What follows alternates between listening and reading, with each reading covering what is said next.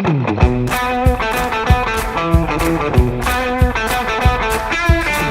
everyone, I'm Burris. Today we're going to be talking about stone wool insulation. We're going to be using Rockwool brand, and we're going to find out how it's made and why it works. But first, let's see what it can do.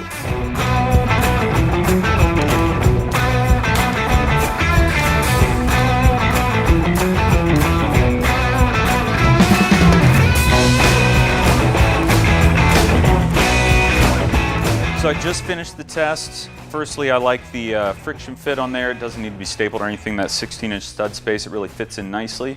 Tested it with some fire, put that torch on there and was really cooking it. Didn't smoke, it didn't ignite. Did some water testing. It was like a nice waxed windshield. It just kind of poured right off, which was really cool. Lastly, did some soldering, which you might do in an exterior wall like a kitchen or a bath, and had that flame right up on there, and it didn't ignite, didn't smoke.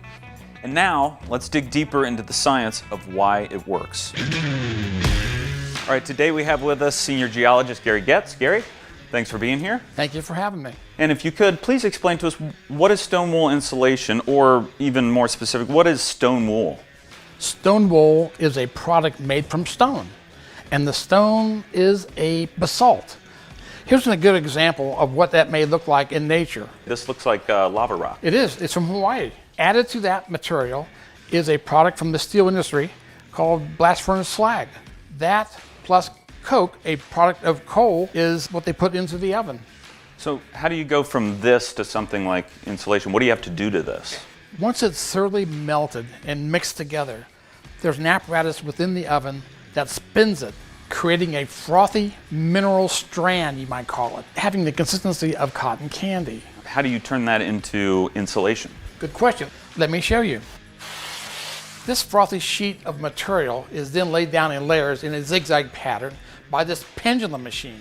During that time, a proprietary binder and a thin film of oil is added to this material. Then that material is taken and run through rollers to create product density. From this point, from the rollers, it goes to an oven, where the proprietary binder is then cured, adding rigidity to the overall product.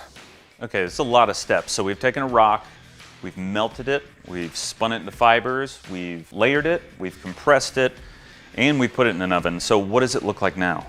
Let me show you.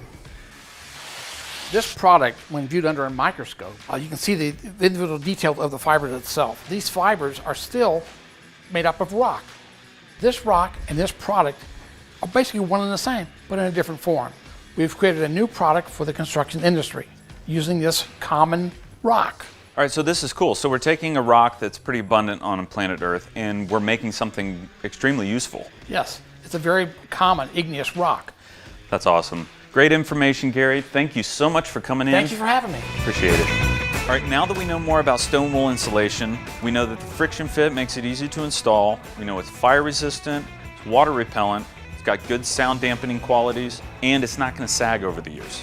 I'd like to thank my guest Gary again for coming in, and I'll see you next time on Why It Works. This Rockwool insulation is available in Lowe's stores, or to buy online, click here to go to Lowes.com.